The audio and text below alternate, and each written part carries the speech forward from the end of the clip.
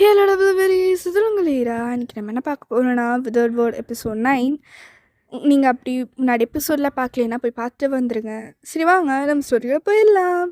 Last எபிசோடில் என்ன பார்த்தோம்னா, உங்களை யாரோ ஒரு கார்னர் பண்ணி 2 கும்பல் சேர்ந்து உங்களை ரிட்டர்ன் போகிறத பார்த்துருந்துருப்போம். சரி வாங்க அப்படி கண்டினியூ பண்ணிக்கலாம்.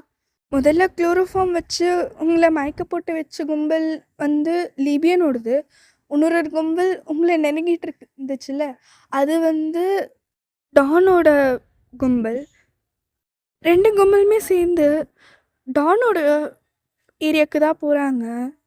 ஜெமன் அப்படி அந்த நாள் அங்கேயே உட்காந்து தூங்கி இருந்திருப்பான். அதோட உங்களை அங்கேருந்து ஒரு சிறையில் இட்டுட்டு வராங்க. அது வந்து பிரேயரோட இடம்தான். அந்த இடத்த அவன் தான் பார்த்துக்கிறான். அதோட அதுக்குள்ளே இட்டுட்டு வந்து உங்களை போட்டுடுறாங்க. அதோட லீபியனோட ஆளுங்கலேருந்து ஒருத்தன் அப்படி பயந்து இன்னொரு வேறு சைடுக்கு போய் திருப்பியும் லீபியனுக்கே கால் பண்ணுறான். லீபியனுக்கு கால் பண்ண உடனே லீபியன் எடுக்கிறான். என்னடா மச்சான், என்ன சொல்கிறா? மயக்க போட்டா தானே? ஐயோ ஏன் கேட்குறீங்க? அங்கே ஆளுங்க வந்துட்டாங்க. டானோட ஆளுங்கன்னு மட்டும் சொல்லிடாத. டானோட ஆளுங்களே தான் வந்தாங்க. அதனால இங்கே கூட்டிகிட்டு வர வேண்டியதாக போச்சு. சே, ஒரு வாட்டியும் இந்த மாதிரி தான் பண்ணி தொலைக்கிறீங்க. எத்தனை வாட்டி தான் சொல்கிறது உங்ககிட்ட அப்படின்னு சொல்லிட்டு லீவியனும் ரொம்ப கோபமாக பேசுகிறான். அதோட அவனும் என்ன பண்ணுறது பாஸ், இந்த மாதிரி தான் நடக்குது, ஏதாவது என்ன பண்ணுறதுன்னு சொல்லுங்கள், எப்படியாவது கூட்டிகிட்டு வாங்க, டானுக்கு தெரியறதுக்கு முன்னாடி கூட்டிகிட்டு வாங்க, அவங்களோட ஆளுக்கு தானே தெரிஞ்சது, ஓடி போயிட்டான்னு சொல்லிடுவான் அப்படின்னு சொல்லிட்டு சொல்லுவோம். சரி அப்படின்னு சொல்லிட்டு சொல்கிறான். அதோட டானும் கரெக்டாக இப்போ பிரேயர் இருக்கிற இடத்துக்கு தான் வரான். அப்படியே ஜெமினியும் தட்டி எழுப்பிட்டு தான் எட்டுன்னு வந்திருப்பான். அதோட ஜெமினும் வந்திருப்பான் பின்னாடியே, டானுக்கு பின்னாடி. இதை பாருடா, இந்த சிலைக்கு நீ இரு, நான் அக்கா இங்கே நிறைய பேர் இப்போ தான் கூட்டிகிட்டு வர போகிறோம். இன்னும் பிரேயர் நீ ஜெமினு இருக்கிற இடத்துக்கு போயிடு. முன்னாடி ஜெமினு இருந்தால போயிடு அப்படின்னு சொல்லிட்டு 2 வாட்டி திருப்பியும் கேட்குறான். அதோட அவனும் கண்டிப்பாக அப்படின்னு சொல்லிட்டு பிரேயரும் அங்கேருந்து போயிடுறான். அதோட டேவம் பின்னாடி வந்திருப்பான்.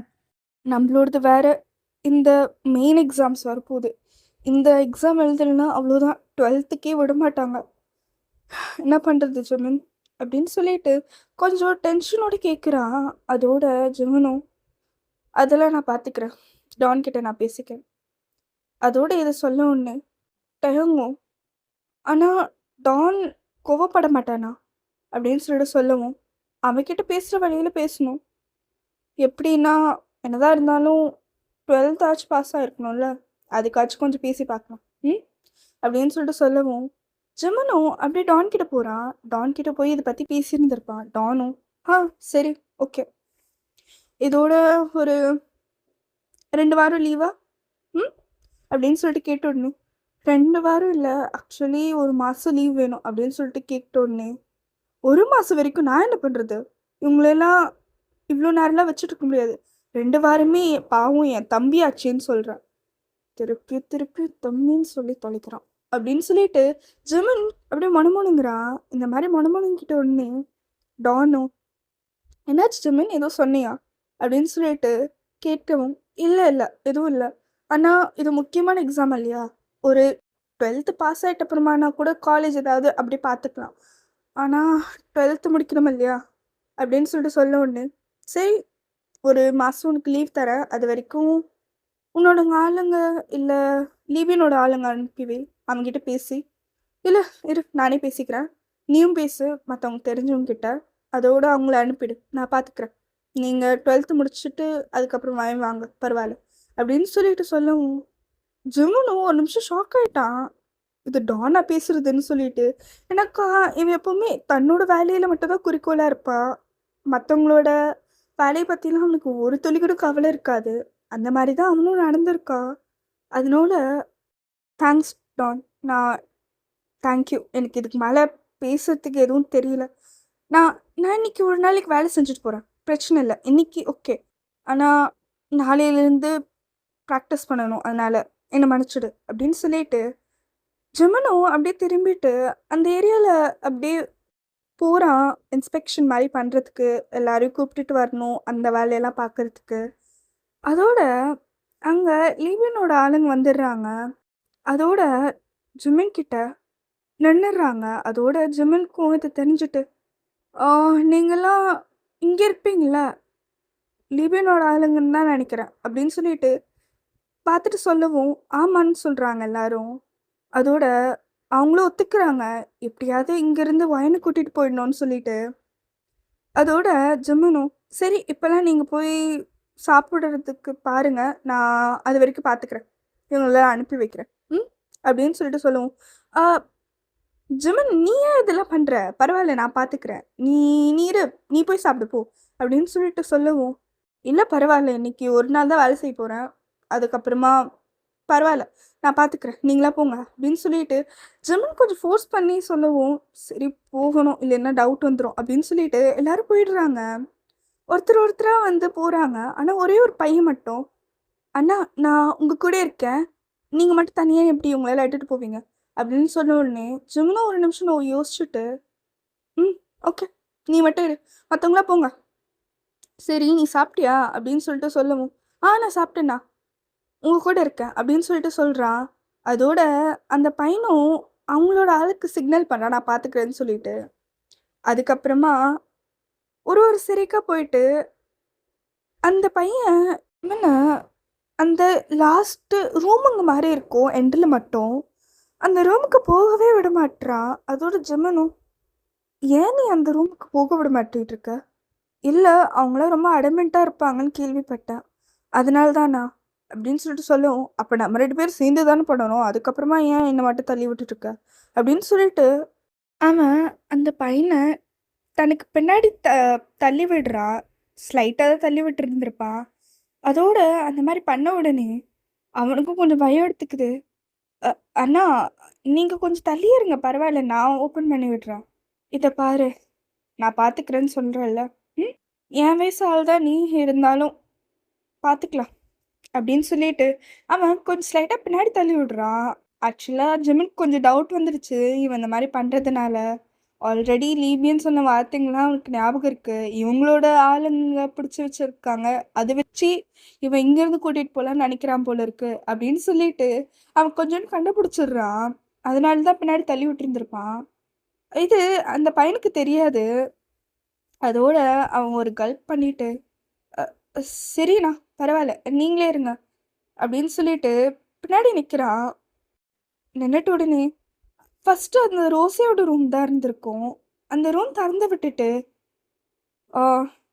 போய் சாப்பிட்றதுக்கு போங்க அப்படின்னு சொல்லிட்டு சொல்ல உடனே நீங்களாச்சும் எங்களை காப்பாற்றுங்க, எங்கேருந்து எட்டிட்டு வந்தாங்கன்னு தெரியல, ஆனால் நீங்களாச்சும் காப்பாற்றுங்க, பார்க்குறதுக்கு நல்லவர் மாதிரி இருக்கீங்க, எல்லாரும் முகத்தை பார்த்து எடை போடக்கூடாதுல்ல, போமா அப்படின்னு சொல்லிட்டு கொஞ்சம் ரஃபாகவே சொல்கிறான். அந்த மாதிரி சொல்லிட்டு உடனே அவனும் இன்னைக்கு ப்ளீஸ் காப்பாற்றுங்களேன் அப்படின்னு சொல்லிட்டு உடனே ஜிம்மன் ஒரே ஒரு முறை தான் அதோட ரோஸே தலை குனிஞ்சு வச்சுட்டு அவள் அப்படியே போகிறா. அந்த டைம் அவள் அப்படியே எஸ்கேப் ஆகலான்னு பார்க்கும்போது அந்த சின்ன பையன் பிடிச்சிடுறான். இல்லை நான் அந்த சைடு தான் நினச்சேன் அப்படின்னு சொல்லிட்டு ரோஸே பேனிக் ஆகி சொல்லியிருப்பா. அதோட ஜிம்மனும் அந்த சைடு தான் சாப்பாடு இருக்குன்னு நினச்சியோ, அந்த சைடு போமா அப்படின்னு சொல்லிட்டு இன்னொரு வாட்டி அதே மாதிரி சொல்கிறா. அதோட அவளும் சரி இதுக்கு மேலே நம்மளால் தப்பிக்க முடியாதுன்னு சொல்லிட்டு அவளும் வந்து போயிடுறா. அதோட இந்த சைடு டேங் வந்து இருந்திருப்பான். டேங் தான் வந்து ஸ்ரேயாவை அங்கேருந்து கூட்டிகிட்டு போகலான்னு சொல்லிட்டு கூட்டிகிட்டு போயிருந்திருப்பான். அவளும் இதே மாதிரி ரோஸே ஓடி போகலான்னு போனால அதே மாதிரி போகலான்னு தான் இவ்வளோ நினச்சிருந்துருப்பா. ஆனால் அதுக்குள்ளே டைம் பிடிச்சிட்டு எங்கே ஓடுற அப்படின்னு சொல்லிட்டு சொல்லவும் அண்ணா ப்ளீஸ்ண்ணா உங்ககிட்ட எவ்வளோ கெஞ்சி பார்த்துட்டேன், இப்போயாச்சும் விடுங்க, நான் வேறு ஏதாவது கூட வேலை செஞ்சுக்கிறேன், உங்களுக்கு ஏதாவது ஹெல்ப் வேணுமா நான் செய்கிறேன் அப்படின்னு சொல்லிட்டு அவள் சொல்லவும்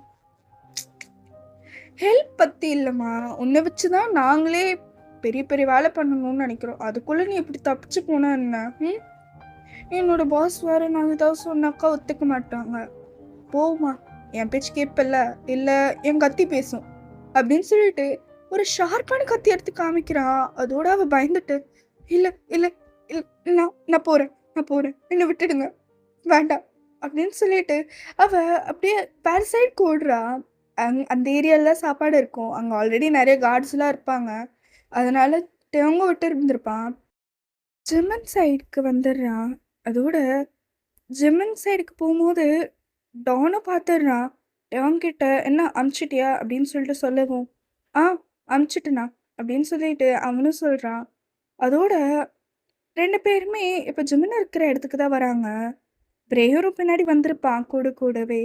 அப்படி வரும்போது டானும் ஜிமினும் ரெடி ஆகிட்டான்னா அதுக்கப்புறமா நம்ம பேசிக்கலாம், என்ன வேலை பண்ணணும்னு அப்படின்னு சொல்லிட்டு சொல்ல உடனே, ஓகேண்ணா, இதோண்ணா இங்கே தான் ஜிமின் இருக்கான் அப்படின்னு சொல்லிட்டு காமிச்சிட்டு எல்லாரும் ஜிமின் இருக்கிற இடத்துக்கு வராங்க.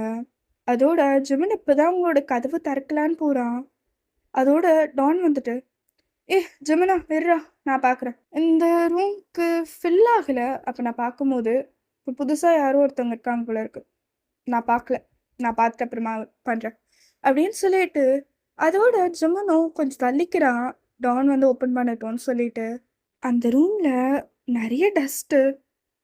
முன்னாடி இருந்த ரூமில் விட அந்த ரூமில் அதிகமான டஸ்ட் இருக்கு. அதெல்லாம் பார்த்துட்டு, அச்சோ அட்லீஸ்ட் க்ளீனாச்சும் பண்ணி வச்சுருந்துருக்கலாம்ல, இந்த ஜெனிட்டர்ஸ்லாம் என்ன பண்ணியிருக்காங்க, முதல்ல இது க்ளீன் பண்ண சொல்லணும் அப்படின்னு சொல்லிட்டு டான் இப்போ தான் உள்ளே போகிறான். அதோட டான் ஓப்பன் பண்ணுறான். நீங்கள் ஒன்றும் மயக்கத்தில் தான் இருக்கீங்க. டானும் அவன் உங்களோட ஸ்கூல் ஷர்ட் பார்த்துட்டு, ஏண்டா ஸ்கூல் பசங்களை போய் அப்படின்னு சொல்லிட்டு யார் கடத்தினான்னு கேட்குறாங்க. அதோட கேட்ட உடனே, சார் நான் தான், நான் வேணா விட்டுட்டு வந்துடட்டுமா, இரு பார்க்கலாம், இன்னும் நான் எதுவுமே சொல்லலையே, யார் கடத்தினான்னு தான் கேட்டேன் அப்படின்னு சொல்லிட்டு சொல்லவும், சரி சரிங்க சார் அப்படின்னு சொல்லிட்டு அவனும் பின்னாடியே நிற்கிறான். அதோட டானும், பா செம்ம அழகா இருக்கா, இந்தியனா, ஒரு இந்தியன் பொண்ணு இருந்தா ஸ்ரேயான்னு சொல்லிட்டு, ஸ்ரேயா தானே. டேங்கும் அப்படியே பின்னாடியிலேருந்து, ஆமாம் டான், ஸ்ரேயா தான் அப்படின்னு சொல்லிட்டு சொல்கிறான். அதோட டானும் ஜிமினை பார்த்துட்டு, ஜிமின் இவ்வளோ நீ தான் பார்த்துக்கணும், நல்லா பார்த்துக்கோ. பார்த்த உடனே பரவாயில்ல கவுத்துட்டா, ஓகே, அப்படி நான் பேசக்கூடாதுதான் தெரியுது, ஆனால் பரவாயில்ல, இந்த பொண்ணுக்காக எதுவும் செய்யலாம் தான் தோணுது, முகம் பார்த்தாலே தெரியுது ரொம்ப இன்னோசண்டான பொண்ணு, இவெல்லாம் இந்த மாதிரி விஷயத்துக்கெலாம் பண்ணக்கூடாது, இவங்க உங்களோட பாஸோட ஒய்ஃப் மாதிரி ட்ரீட் பண்ணுங்க, அதாவது என்னோடய ஒய்ஃப் மாதிரி ட்ரீட் பண்ணுங்க, ரெஸ்பெக்ட் கண்டிப்பாக இருக்கணும், அண்ட் இவ என் கூட மட்டும் தான் இருப்பாள், புரியுதுங்களா அப்படின்னு சொல்லிட்டு சொல்லுவோம். ஜிமினோ, சரிங்கண்ணா நாங்கள் பார்த்துக்குறோம் அப்படின்னு சொல்லிட்டு உங்களுக்காக தண்ணி எடுத்துகிட்டு வந்து உங்கள் முன்னாடி வந்து உட்காடுறான். இன்னும் உங்களோட ஃபேஸை ஒன்றும் பார்க்கல, யாருன்னு ஒன்றும் ஜிமினுக்கு தெரியாது. அப்படியே தண்ணி எடுத்துகிட்டு போய் முகத்தில் தெளிக்கலான்னு சொல்லிட்டு தெளிச்சுட்டு பார்த்தாக்கா அது நீங்கள் அப்போ தான் ஏஞ்சிருந்துருப்பீங்க. அதோட ஜிமினை பார்த்துட்டு, ஜிமினா யாரோ 4 பேர் வந்தாங்க, ஏதோ ஏதோ ஸ்ப்ரே பண்ணாங்க, அதோட நான் எங்கே இருக்கேன்னு கூட தெரியல ஜிமினா அப்படின்னு சொல்லிட்டு நீங்கள் போய் அவனை ஹக் பண்ணிக்கிறீங்க. ஜிமினுக்கு ரொம்ப ஷாக் ஆயிடுச்சு. அதோட டான் பின்னாடி வரான். ஜிமின் அப்படியே ஃப்ரீஸ் ஆகி நின்றுட்டுருக்கான். டான் வந்து பார்த்துட்டு, நீங்கள் ரொம்ப அவன் கூட க்ளோஸாக இருக்காதீங்க அப்படின்னு சொல்லிட்டு ரொம்ப ரஃபாக சொல்லியிருப்பான். அதோட நீங்களும் ஜிமின் அவங்க மேலே பார்க்க பயமாக இருக்காங்க, எனக்கு என்ன பேசுறதுன்னு கூட தெரியல, எனக்கு ரொம்ப பயமாக இருக்குது, என்னை தயவு செஞ்சு உன்னோட என்னால் முடியல ஜிமின், என்னை காப்பாற்று அப்படின்னு சொல்லிட்டு நீங்கள் அளவும். ஜிமின் அவனால் ப்ராசஸே பண்ணிக்க முடியல. அவன் எதுக்கு ஒத்துருக்கான், என்ன பண்ணிட்டு இருக்கான்னு ஒரு நிமிஷத்துக்கு மறந்துடுறான். அவன் அப்படியே சில மாதிரியே உட்காந்துட்டு இருக்கான். நீங்கள் அப்படியே அவனை கட்டி தான் பிடிச்சிட்டு இருக்கீங்க. இப்போதான் டெவாங்கோ முன்னாடி வந்து ஜெமினி ஏன் அப்படி ஃப்ரீஸ் ஆகி நின்றுட்டு இருக்கான்னு பார்க்கறதுக்கு வந்திருந்திருப்பான். அதோட உங்களோட ஃபேஸ் பார்த்த உடனே அவனுக்கு அதே மாதிரி ஷாக் ஆகி நிற்கிறான். வயன் நீ நீங்க இருக்க அப்படின்னு சொல்லிட்டு அவன் சொல்லிடுறான். அப்போ அவ உங்களோட கிளாஸ்மேட்ஸா அப்படின்னு சொல்லிட்டு டான் சொல்கிறான். அதோட டெவாங்கோ ஆமாம், அவ அவ எங்களோட கிளாஸ்மேட்ஸ் தான். ஓ, நான் பார்த்துக்கிறேன். வயன் அதுதானே உன் பேர் அப்படின்னு சொல்லிட்டு உங்களை பார்த்து கேட்கவும், ஜிமின் ஜிமின் அவன் ஏன் என்னோட பேர் கேட்குறான்? அவன் வேண்டாம், அவன் பார்க்கறதுக்கே அப்படின்னு சொல்லிட்டு நீங்கள் அழ ஆரம்பிச்சிடுறீங்க தேம்பி தேம்பி. அதோட ஜிமனும் அவனோட ஒரே ஒரு கை மட்டும் பின்னாடி வந்துட்டு சாஃப்டாக பேக் பண்ணி விட்டுறான். அதோட அவன் உங்களை விட்டு தள்ளி ஏஞ்சிக்கிறான். நீங்கள் அழாதீங்க, நான் நான் இப்போ போகிறேன் அப்படின்னு சொல்லிட்டு அங்கேருந்து நடந்து போயிடுறான். அதோட டான் ஜிமன் நெல்லு அப்படின்னு சொல்லிட்டு சொல்கிறான். அதோட ஜிமனும் அப்படியே நிற்கிறான். யூஸ்வலாக நின்றுட்டாக்கா அவன் திரும்பி பார்த்துட்டு டான் கிட்ட வந்துடுவான். ஆனால் இப்போது அவன் அங்கே அப்படியே இருக்கான். அப்படியே நிற்கும் போது டான் அவன்கிட்ட போயிட்டு, என்னை பற்றி அவளுக்கு தெரியாது, அதனால் நீ நீ அவளை அது வரைக்கும் பார்த்துக்கோ. நான் எப்படி எல்லாமே சொல்லு. அண்ட் வேறு எதுவும் இல்லை, நான் அவளை அப்புறமா எனக்கு காதலிக்க வைக்கிறேன் அப்படின்னு சொல்லிட்டு போகும். ஜிமனுக்கு இடியே வந்து விழுந்த மாதிரி இருக்கு. அதோட உங்களுக்கு அந்த மூமெண்ட் எப்போ ஜிமன் உங்களை விட்டு போனானோ யாரோ ஒருத்தர் மாதிரி பேசும்போது உங்களால் அதை தாங்கிக்கவே முடியல. நீங்கள் ஜிமன் போன இடத்தையே அப்படியே நீங்கள் ஃப்ரீஸ் ஆகி பார்த்துட்டு இருக்கீங்க. ஜிமன் இப்போ நான் வேறு யாரோ மாதிரி ஏன் பேசினேன்? இது அவ்வளோதானா? இந்த எபிசோட் நான் இதோட முடிச்சுக்கிறேன்டா. நெக்ஸ்ட் எபிசோட் திருப்பி நார்மலாக சொல்கிற மாதிரி தான் நான் கூடி சீக்கிரம் ட்ரை பண்ணுறேன் போடுறதுக்கு. அப்படி பண்ண முடியல என்ன மன்னிச்சிக்கோங்கடா. லவ் இட் அப்ல பாரு. பாய், இது நல்லீரா. நீ எப்பவுமே என் கூட இருப்பல்ல? என்ன பார்த்தா அப்படி சொல்லிட்ட? அப்ப சொன்னதும் தான் இப்போ சொல்லிட்டு இருக்கேன். நான் உன்னை பார்த்து எத்தனை வாட்டி ஐ லவ் யூ சொன்னாலும் போதாது. மெசேஜில் I am coming for you போட்டா போச்சு.